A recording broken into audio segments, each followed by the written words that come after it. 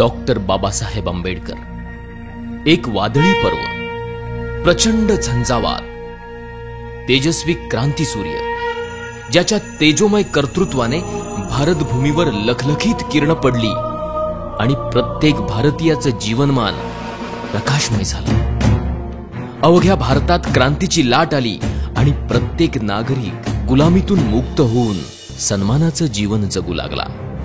पण बाबासाहेब म्हणजे दलितांचे कैवारी, मागासवर्गीयांचे उद्धार करते, आरक्षणाचे जनक एवढीच अपुरी माहिती आपल्या सगळ्यांभोवती फिरते आहे. म्हणूनच या पलीकडे जाऊन या तेजोमय सूर्याचे व्यक्तिमत्व समस्त भारतीयांना कळावं म्हणून हा प्रपंच.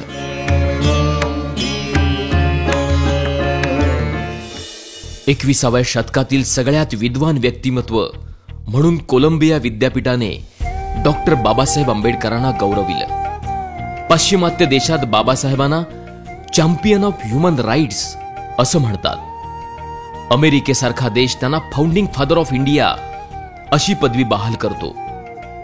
यामागची कारणं लक्षात घेतली तर व्यक्तीच्या प्रतिष्ठेसाठी, राष्ट्राच्या एकतेसाठी त्यांनी आपल्या वैचारिक भूमिकेमधून उचललेली पावलं ही पाश्चिमात्य आणि विकसित देशासाठी मार्गदर्शक हमरस्ता बनतात. म्हणूनच आरक्षणातील संविधानाचा मसुदा जगाने न्यू डेमोक्रॅटिक कॉन्सेप्ट म्हणून गौरवला आणि अमेरिका सुद्धा त्याचा पाठपुरावा करते. बाबासाहेबांनी आपल्या संपूर्ण जीवन पद्धतीत बुद्ध, फुले, संत कबीर यांना गुरु मानलं आणि त्यांच्याच विचारांची छाप त्यांच्या समग्र साहित्यामध्ये आणि चळवळीमध्ये आपणाला दिसते. भारताच्या भूमी स्वातंत्र्याचा लढा प्रत्येकजण आपापल्या परीने लढतच होता, पण भारतीयांच्या स्वातंत्र्याचा लढा फुलेंच्या जीवन पद्धतीला आदर्श मानून बाबासाहेब लढत होते. त्यांनी महाडच्या चौदार तळ्याच्या संग्रामावेळी मला या देशात समता, स्वातंत्र्य, बंधुता आणि न्याय यावर आधारित अशी समाज रचना घडवायची आहे की ज्याचा एकक व्यक्ती असेल, ही गर्जना केली आणि संविधानामार्फत त्याची पूर्तता सुद्धा केली. म्हणूनच डॉक्टर बाबासाहेब आंबेडकर फक्त मागासवर्गीय समूहाचेच नाहीत, तर प्रत्येक भारताच्या नागरिकाचे दीपस्तंभ ठरतात. 1919चा कायदा असू दे, 1935चा असू दे किंवा भारताच्या संविधानाचा मसुदा असू दे, त्यामागे प्रत्येक नागरिकासाठी त्यांनी केलेल्या मताधिकाराचा रोमहर्षक संघर्ष आपणाला इतिहासामध्ये सापडतो. एक व्यक्ती एक मूल्य, मताचा अधिकार, स्त्रियांना सन्मान, मजुरांच्या कामाचे तास निर्धारित करणं, आर्थिक न्याय, पाणी प्रश्न, संस्थानांचे विलिनीकरण, अर्थशास्त्र अशा कितीतरी आघाड्यांवर बाबासाहेबांचं कार्य अधोरेखित होतं. या सगळ्या गोष्टी भारत देशाला प्रगतीच्या आणि विकासाच्या मार्गावर नेणाऱ्या आहेत. त्यांच्या समग्र चळवळीचा गाभा आपणाला भारताच्या संविधानाच्या प्रास्ताविकेत सापडतो. अर्नेस्ट वॉर्कर या प्रसिद्ध विचारवंताने हीच जीवन पद्धत आदर्श जीवन पद्धत आहे असे गौरवोद्गार काढले आहेत. या जीवन पद्धतीवर आपल्या सामाजिक आशयाच्या पुस्तकात आपण हीच जीवन पद्धत सांगितलेली आहे असे गौरवोद्गार काढून बाबासाहेबांच्या समग्र जीवन पद्धतीचं सार त्यांनी आपल्या लेखात सांगितलेलं आहे. अर्थशास्त्रावरील प्रबंध प्रॉब्लेम ऑफ रुपी यामध्ये रुपयाचा प्रश्न मांडून संपूर्ण जगातील विद्वानांचे लक्ष वेधून घेणारे डॉक्टर बाबासाहेब आंबेडकर सामाजिक न्यायासह समता, बंधुता, स्वातंत्र्य, गणराज्य आणि लोकशाही या आघाड्यांवर आपली वेगळी छाप ठेवून जातात. पाश्चिमात्य देशामध्ये लोकशाही पद्धत आहे, पण त्या जोडीला तथागत गौतम बुद्धांच्या काळातील गणराज्य पद्धत अंगीकारली तर व्यक्तीच्या सर्वांगीण विकासाची पद्धत गतिमान करू शकतो.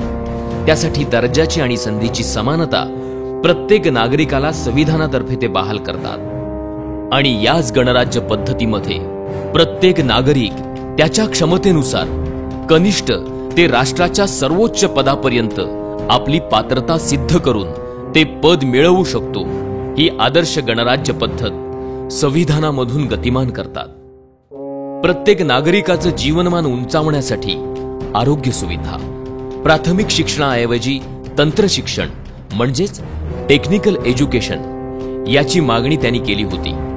या व्यतिरिक्त संपूर्ण देशात सामाजिक अभिसरण होऊन राष्ट्रनिर्मिती होऊन सुसंवाद वाढावा यासाठी संपूर्ण देशाची एक कॉमन स्क्रिप्ट म्हणजेच लिपी असावी असा देखील त्यांचा आग्रह होता. त्यामुळे प्रत्येक भाषेचं साहित्य प्रत्येक भारतीय नागरिक वाचू शकेल आणि बंधुता विकसित होऊन भारत एक लोकशाही राष्ट्र म्हणून उदयाला येईल ही त्यांची भूमिका होती. आज भ्रष्टाचार जणू शिष्टाचार झालेला आहे. भ्रष्टाचाराची ही सुनामी वेगाने आपली मूल्य नष्ट करून टाकते आहे. त्यावर उपाय म्हणून निवडणुकांचा खर्च सरकारने करावा, कारण निवडणुका ही सरकारची गरज आहे. त्याचा खर्च सरकारने उचलला तर भ्रष्टाचाराला आळा बसेल आणि कंत्राटदार, काळा बाजार करणारे यांना निवडणूक लढवण्यास परवानगी देऊ नये ही भूमिका घेऊन त्यांनी आपले राष्ट्रीय दायित्व सिद्ध केले होते. प्रांतिक, धार्मिक, सांस्कृतिक अस्मितेच्या पलीकडे जाऊन राष्ट्रनिष्ठेला ठेच पोहोचवणाऱ्या या गोष्टींपेक्षा मी प्रथम भारतीय आहे आणि अंततः भारतीयच राहीन ही भूमिका सगळ्या भारतीय नागरिकांनी घ्यावी, तरच आपण ताकदवान राष्ट्र बनू शकतो याची ग्वाही देऊन राष्ट्रप्रेमाचा जाज्वल्य दाखला त्यांनी दिला होता. या व्यतिरिक्त कामगारांना मिळणाऱ्या प्राथमिक सुविधा, रोजगार बदली, कामगार राज्य विमा, कामाचे तास निर्धारित करणं, कामगारांना हक्कासाठी न्यायासाठी संघटनेची मान्यता, महागाई भत्ता, पगारी सुट्ट्या, आरोग्य विमा, कायदेशीर संप अधिकार, भविष्य निर्वाह निधी म्हणजेच प्रॉव्हिडंट फंड, कामगार कल्याण निधी, भारतीय सांख्यिकी कायदा, शेतकरी धोरण, जमीन धोरण, मध्यवर्ती विद्युत तांत्रिक समिती, हिराकूड धरण, दामोदर खोरे प्रकल्प, नद्या जोडणी प्रकल्प, भाकरा नानगल धरण, भारतीय रिझर्व्ह बँक, राज्य विभागणी आयोग, याशिवाय महिलांसाठी मालमत्तेचा अधिकार, घटस्फोटाचा अधिकार, प्रसूती पगारी रजा, महिला कामगार संरक्षण कायदा, हिंदू कोड बिल, वडिलांच्या संपत्तीमध्ये मुलांसोबत मुलींना सुद्धा समान अधिकार, अशा वेगवेगळ्या स्तरांवर बाबासाहेबांचे कार्य मार्गदर्शक ठरते आणि काळाच्याही पुढील द्रष्टा नेता ही बिरुदावली त्यांना सन्मानित करणारी ठरते. राजेशाही संपली, सरंजामशाही लोकशाहीने उद्ध्वस्त केली, घराणेशाहीला आंबेडकरवादाने आणि लोकशाहीने सुरुंग लावला.